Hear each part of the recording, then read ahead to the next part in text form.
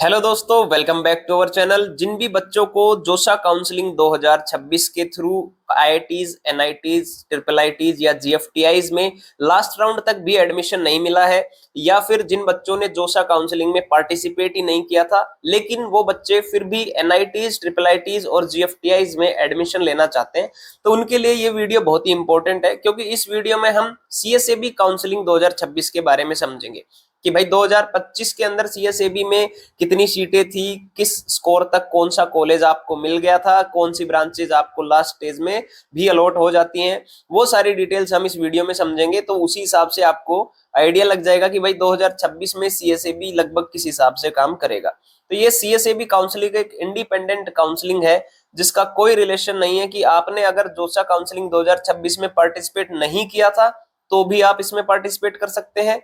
दूसरी चीज, अगर आपने जोशा काउंसलिंग 2026 में पार्टिसिपेट तो किया था लेकिन आपको लास्ट राउंड तक कोई भी सीट नहीं मिली, तो भी आप सीएसएबी काउंसलिंग में पार्टिसिपेट कर सकते हैं। तीसरी चीज, आपको जोशा काउंसलिंग में सीट तो मिल गई थी लेकिन आप उस सीट से सेटिस्फाइड नहीं हो, आप कॉलेज या ब्रांच से सेटिस्फाइड नहीं हो, तो अब आप क्या कर सकते हो, आपको एक स्टेप करना पड़ेगा, आपको वो सीट विड्रॉ करनी पड़ेगी, उसके बाद ही आप सीएसएबी काउंसलिंग में पार्टिसिपेट कर सकते हैं। ठीक है। लेकिन सीएसएबी काउंसलिंग के अंदर आईआईटीज नहीं मिलेंगी। आईआईटीज के अलावा आपको यहाँ पर बढ़िया बढ़िया एनआईटीज, ट्रिपल आईटीज और जीएफटीआईज के सारे ऑप्शंस रहेंगे, जिनमें भी वैकेंट सीटें रहेंगी उन सब के अंदर आपकी ओपन काउंसलिंग होगी। जो कैटेगरी का आपका रिजर्वेशन है वो एप्लीकेबल रहेगा इसके रूल के अकॉर्डिंग, बाकी इसके अंदर सीधी आपको सीटें अलॉट होंगी और आप डायरेक्ट अपना एडमिशन ले सकते हैं। तो चलिए वीडियो को शुरू करते हैं, तब तक आप वीडियो को लाइक करके चैनल को सब्सक्राइब कर दें। तो भाई बात करते हैं सीएसएबी का सीट एलोकेशन कैसे होता है। सीएसएबी के अंदर भी आपका जेई मेन का ही जो कॉमन रैंक लिस्ट है, सीआरएल है, वही यूज होगा, आपका कैटेगरी रैंक यूज नहीं होगा। लेकिन इसमें होता क्या है कि रिजर्वेशन कैटेगरी वाइज होता है, तो आपका जैसे कि शेड्यूल्ड कास्ट का एससी का 15% और एसटी का 7.5% कोर्स के हिसाब से ये रिजर्वेशन रहेगा, और कोई भी पीडब्ल्यूडी कैटेगरी है तो वो 5% सीट आपकी रिजर्व रहेगी हर कैटेगरी में पीडब्ल्यूडी के लिए। तो भाई अब बात कर लेते हैं कि पिछले साल 2025 में सीएसएबी में कितनी सीटें थी जो जोशा काउंसलिंग में वैकेंट बच गई थी और सीएसएबी के थ्रू भरी गई थी। सबसे बड़ा और मासिव अगर हम बात करें तो एनआईटीज का चंक है, यहाँ पर 4,500 के लगभग सीटें पिछली बार बच गई थी, और आपका ट्रिपल आईटीज में भी लगभग लगभग 3,000 के आसपास सीटें बच गई थी, और आईआईईएसटी शिवपुर जो सिंगल एक अकेला कॉलेज है उसमें 150 सीटें, और जीएफटीआईज में लगभग 6,000 सीटें। तो टोटल ये 13,727 सीटें थी जो जोशा काउंसलिंग में भरी नहीं गई, या तो किसी ने उसको चूज नहीं किया या फिर बच्चों ने सीट विड्रॉ कर ली। वो फाइनल कंक्लूड करने के बाद 13,727 सीटें बची थी, जो कुछ एनआईटीज, ट्रिपल आईटीज और जीएफटीआईज में इस क्रम में बच गई थी। तो ये सारी सीटें फिर सीएसएबी के जो काउंसलिंग हुई उसमें बच्चों ने रजिस्ट्रेशन किया और वहां से वो फिल हुई। तो अब हो सकता है कि बहुत सारे कॉलेजेस के अंदर आपको बहुत ज्यादा रैंक पर भी सीट मिलने के चांसेस बढ़ जाते हैं, क्योंकि ये जो सीटें बची हैं ये एट द एंड फिल होनी ही है। तो अब जितने बच्चों ने अप्लाई किया है उनमें से मान लो एनआईटीज का 4427 है, तो अब वो टॉप 4427 देखेंगे जिन्होंने भी अप्लाई किया है। अब उस बच्चे की रैंक चाहे 5 लाख हो, चाहे उस बच्चे की रैंक 10 लाख हो, वो मैटर नहीं करता, और उसी वजह से आपका जो जो हाईएस्ट क्लोजिंग रैंक है वो बहुत ही ज्यादा फ्लक्चुएट कर जाता है। तो चलिए एक एक करके समझते हैं डिटेल में। अभी तो हमने ओवरव्यू देखा कि कौन से कैटेगरी के कॉलेज में कितनी सीटें थी, बट अब किस कॉलेज में आपको हाईएस्ट क्लोजिंग रैंक गया था, किस ब्रांच का वो था, वो सारी डिटेल अभी हम आगे वीडियो में समझते हैं। तो दोस्तों एनआईटीज से शुरू करते हैं। एनआईटीज के अंदर होम स्टेट की अगर हम बात करें तो मैक्सिमम क्लोजिंग रैंक 2025 में कैटेगरी वाइज कैसे गए थे। देखो, होम स्टेट में ओपन कैटेगरी की बात करें तो आपका एनआईटी मणिपुर के अंदर हाईएस्ट क्लोजिंग रैंक गया था मैकेनिकल इंजीनियरिंग में। ठीक है, कितना गया था, 12,12,150। कितनी ज्यादा रैंक तक भी एनआईटी के अंदर एडमिशन मिल गया। देखो जेई मेन का 12,12,000 मैटर करता है। दूसरा अगर हम बात करें ईडब्ल्यूएस का, तो ईडब्ल्यूएस में एनआईटी अगरतला में गया था हाईएस्ट, इलेक्ट्रॉनिक्स और इंस्ट्रूमेंटेशन इंजीनियरिंग के अंदर आपका इसमें भी लगभग 12 लाख के आसपास का जो रैंक था उस पर एडमिशन मिल गया था। अब बात करते हैं ओबीसी एनसीएल की, जिसके अंदर एनआईटी सिक्किम के अंदर आपका हाईएस्ट क्लोजिंग रैंक गया था मैकेनिकल इंजीनियरिंग में लगभग 11.5 लाख पर। एससी कैटेगरी में एनआईटी अगरतला में मिला था। कौन सी ब्रांच थी, केमिस्ट्री ड्यूअल डिग्री थी, बीएसएमएस, और इसमें 10,82,000 के आसपास बच्चों को, 10,82,000 रैंक पर बच्चों को एडमिशन मिल गया था। एसटी के अंदर भी एनआईटी अगरतला के अंदर ही मैकेनिकल इंजीनियरिंग थी, जिसमें आपको हाईएस्ट क्लोजिंग रैंक गया था कितना, 13,62,770। तो ये काफी मायने रखता है कि आपको 12-12 लाख, 13-13 लाख तक भी होम स्टेट कोटा में एनआईटीज में एडमिशन मिल रहा है। अब बात करेंगे आउटसाइड स्टेट का क्या स्टेटस था।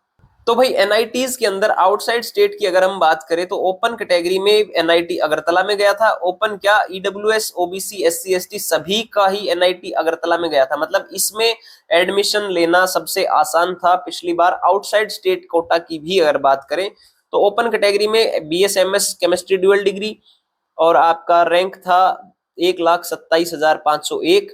और ईडब्ल्यूएस में भी सेम ही कोर्स था और आपका रैंक 1,90,000। ओबीसी एनसीएल में भी सेम ही केमिस्ट्री का जो ड्यूअल डिग्री है वही था, उसमें 1.5 लाख रैंक। और बात करते हैं एससी के अंदर भी सेम कोर्स बीएसएमएस केमिस्ट्री की ड्यूअल डिग्री और 2,71,000 रैंक तक गया था। और एसटी की बात करें तो बीएसएमएस फिजिक्स की ड्यूअल डिग्री जिसमें 5,30,000 तक आपका हाईएस्ट क्लोजिंग रैंक गया था। तो अब देखो ये मैटर करता है कि आप दूसरे स्टेट के अंदर जाकर भी आपका जो एडमिशन है एनआईटी के अंदर हो जा रहा है। जो ओपन कैटेगरी से लेकर एससी तक की बात करें तो 2-2.5 लाख तक आपका ये क्लोजिंग रैंक गया और एसटी के अंदर तो 5 लाख क्रॉस कर गया है। तो एडमिशन लेना सीएसएबी के थ्रू जोसा के मुकाबले बहुत ही इजी है, बहुत ही ज्यादा रैंक तक आपको कट ऑफ आपकी चली जाती है। तो दोस्तों आपने नोटिस किया होगा कि अभी जो हमने हाईएस्ट क्लोजिंग रैंक्स का डिस्कशन किया था, होम स्टेट हो चाहे आउटसाइड स्टेट हो, इसके अंदर सबसे ज्यादा जो रैंक्स क्लोजिंग गए वो ऑलमोस्ट आपके नॉर्थ ईस्ट के ही थे। तो ये सब बच्चों की प्रेफरेंस देखो नहीं होती है। एक तो यही कारण होता है कि नॉर्थ ईस्ट में सबसे ज्यादा रैंक पर एडमिशन मिल रहा है, क्योंकि बहुत ज्यादा लोग वहां पर जाकर पढ़ाई करना नहीं चाहते, क्योंकि ये बहुत लोगों से दूर पड़ता है, अलग कल्चर है। तो अब मैं बात करने वाला हूं बिना नॉर्थ ईस्ट के जो एनआईटीज हैं उनके अंदर क्या रहा था। एक अलग से इसको कंक्लूड करेंगे कि भाई अगर नॉर्थ ईस्ट वाले कॉलेज को हटा दें तो एनआईटीज में होम स्टेट और अदर स्टेट का क्या हाईएस्ट क्लोजिंग रैंक गया था। ओपन कैटेगरी की बात करें तो भाई आपका एनआईटी पुदुचेरी में गया था सिविल इंजीनियरिंग का 3,37,000।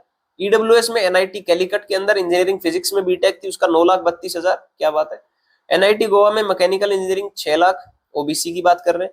एससी की बात करें तो एनआईटी गोवा में ही आपका कंप्यूटर साइंस इंजीनियरिंग गया 5.5 लाख रैंक तक, बहुत बढ़िया। एसटी कैटेगरी में एनआईटी कुरुक्षेत्र की सिविल इंजीनियरिंग आपकी 13,41,000 की गई। तो होम स्टेट के अंदर आपका highest closing rank in colleges में आपने देखा होगा 3 लाख, 9 लाख, और ये एसटी कैटेगरी में तो 13-13.5 लाख तक गया है, जो कि एनआईटी कुरुक्षेत्र में मिला है। तो काफी अच्छा यहाँ पर रिलैक्सेशन देखने को मिल रहा है कि भाई बिना नॉर्थ ईस्ट के भी इतने रैंक तक आपको कॉलेज मिलने के चांसेस हैं। अब बात करते हैं अदर स्टेट की। तो भाई अदर स्टेट के अंदर बिना नॉर्थ ईस्ट की अगर बात करें, मतलब आउटसाइड स्टेट में बिना नॉर्थ ईस्ट में हाईएस्ट क्लोजिंग रैंक कितने गए, तो आपका ओपन, ईडब्ल्यूएस और ओबीसी एनसीएल तो एनआईटी आंध्रा का सबसे ज्यादा रैंक पर क्लोज हुआ है। सेम बायोटेक्नोलॉजी बीटेक का ओपन का 91,000, ईडब्ल्यूएस का 92,000 और ओबीसी का लगभग 1 लाख रैंक पर। ठीक है, अब बात करते हैं आपका एससी और एसटी का। वो दोनों एनआईटी रायपुर में हाईएस्ट पर रैंक पर क्लोज हुए हैं। जो एससी है उसमें बायोटेक्नोलॉजी इंजीनियरिंग और 2,26,000 रैंक पर, और एसटी में बायोमेडिकल इंजीनियरिंग 3,23,000 रैंक पर। तो देखो भाई आउटसाइड स्टेट में भी बात करें तो लगभग ओपन, ईडब्ल्यूएस और ओबीसी में तो ऑलमोस्ट 1 लाख रैंक तक आपको एडमिशन मिल गया। एससी एसटी में 2.25 लाख और 3.25 लाख तक रैंक आपका चला गया, जो काफी रिलैक्स्ड है अगर कंपेयर करें जोसा के मुकाबले। तो आपको ये काफी अच्छा मौका है, सीएसएबी काउंसलिंग मिस मत करना। देश के टॉप एनआईटीज में अगर आपका रैंक थोड़ा सा भी सही है तो घुसने का बहुत बढ़िया मौका है, इसको मिस मत करना। अब बात करेंगे हम बाकी के कॉलेजेस की। तो भाई अब बात करते हैं ट्रिपल आईटीज की। ऑल इंडिया की अगर हम बात करें तो ट्रिपल आईटीज में मैक्सिमम क्लोजिंग रैंक किस कॉलेज में, किस ब्रांच में, कैटेगरी वाइज कितना कितना गया था उसको समझते हैं। तो भाई open, EWS, OBC, SC, ST हर कैटेगरी में ही ट्रिपल आईटी मणिपुर सबसे लोवेस्ट था। और एक ही ब्रांच है सभी कैटेगरीज की जिसमें BTech ECE with specialisation in VLSI and embedded system. तो इस ब्रांच में हो सकता है बहुत कम लोग इंटरेस्टेड होंगे, जिसकी वजह से इसका सबसे ज्यादा आपका ट्रिपल आईटीज के अंदर हाईएस्ट क्लोजिंग रैंक चला गया।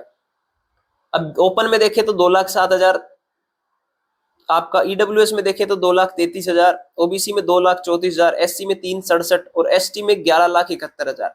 तो काफी ज्यादा हाई आपके क्लोजिंग रैंक यहाँ पर गए। लेकिन सेम वही पुरानी वाली बात है कि हमने पहले भी डिस्कस किया था, लोवेस्ट हमेशा नॉर्थ ईस्ट के कॉलेजेस में ही जाता है। तो हम बिना नॉर्थ ईस्ट के भी ट्रिपल आईटीज का एक कंपेरिजन देखेंगे। तो भाई अब बात करते हैं without north east triple ITs में क्या ट्रेंड रहा।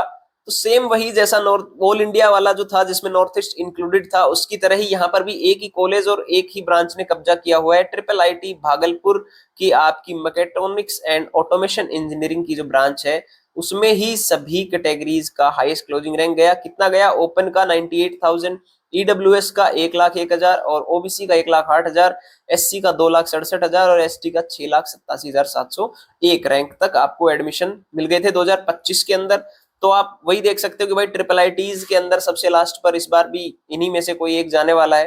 ट्रिपल आईटी भागलपुर या आपका ट्रिपल आईटी मणिपुर या इन्हीं के आसपास का कोई कॉलेज, इन्हीं के सेम रेंज वाला जो कॉलेज है जहां पर रैंक सही क्लोज होती है। तो भाई अब बात करते हैं जीएफटीआईज के अंदर ऑल इंडिया में क्या आपकी मैक्सिमम क्लोजिंग रैंक गई थी, उसकी बात करते हैं। ओपन कैटेगरी की बात करें तो Indian Institute of Carpet Technology Bhadohi, इसके अंदर आपका BTech carpet and textile technology की हाईएस्ट क्लोजिंग रैंक गई थी 13,43,000। क्या बात है, मैटर करता है भाई। ओपन कैटेगरी में भी 13 लाख पर आपको गवर्नमेंट फंडेड टेक्निकल इंस्टीट्यूट्स जीएफटीआईज के अंदर एडमिशन मिल रहा है। ब्रांच में थोड़ा कॉम्प्रोमाइज करना पड़ सकता है, बट जिनका ब्रांच से कोई दिक्कत नहीं है उनको अच्छा बीटेक में एडमिशन मिल रहा है। ईडब्ल्यूएस की बात करें तो National Institute of Food Technology and Entrepreneurship and Management Thanjavur, इसमें food engineering and technology branch के अंदर 13 लाख रैंक तक भी आपको एडमिशन मिल रहा है। बहुत बड़ा आपको यहाँ पर रिलैक्सेशन मिल रहा है एडमिशन लेने के लिए। ओबीसी कैटेगरी की बात करें तो गुरुकुल कांगड़ी विश्वविद्यालय हरिद्वार के अंदर इलेक्ट्रिकल इंजीनियरिंग में आपको 14.5 लाख से ऊपर रैंक पे एडमिशन मिल रहा है ओबीसी में। एससी के अंदर भी गुरुकुल कांगड़ी विश्वविद्यालय हरिद्वार में मैकेनिकल इंजीनियरिंग में 12,99,000, 13 लाख तक आपको एडमिशन मिल रहा है। एसटी की बात करें तो सेम कॉलेज में इलेक्ट्रिकल इंजीनियरिंग आपकी 14,69,000 रैंक तक भी आपको गवर्नमेंट कॉलेज में एडमिशन मिल जा रहा है, जो कि बहुत बड़ी बात है। यहाँ पर 13-13 लाख, 14-14 लाख तक भी अगर आपका ऑल इंडिया रैंक है, सीआरएल वाला जो रैंक है अगर है, तो बहुत ज्यादा चांसेस हैं कि आपको जीएफटीआईज में एडमिशन तो किसी भी हाल में मिल ही जाएगा। इसलिए सीएसएबी काउंसलिंग मिस मत करना, मेरी आपसे यही रिक्वेस्ट है, मेरा आपसे यही सजेशन है। आपको क्या करना है, जोसा में अगर सीट नहीं मिली या जोसा वाली सीट से आप सेटिस्फाइड नहीं है तो आप जरूर ट्राई करें कि भाई सीएसएबी के लिए आप रजिस्टर करें और अपने काउंसलिंग में पार्टिसिपेट करें। आपको बहुत ज्यादा चांसेस है कि यहाँ पर एडमिशन किसी ना किसी कॉलेज में जरूर मिल जाएगा। तो दोस्तों वीडियो कैसी लगी, वीडियो को लाइक कर दें, अपने सभी दोस्तों के साथ शेयर कर दें। अब भी आपका कोई डाउट है, आपका कोई कंफ्यूजन है तो आप कमेंट करके हमारे से पूछ सकते हैं। और ऐसे ही इंफॉर्मेटिव वीडियोस आपकी फीड में आती रहें, उसके लिए आप हमारे चैनल को सब्सक्राइब करके नोटिफिकेशन बेल जरूर प्रेस करें।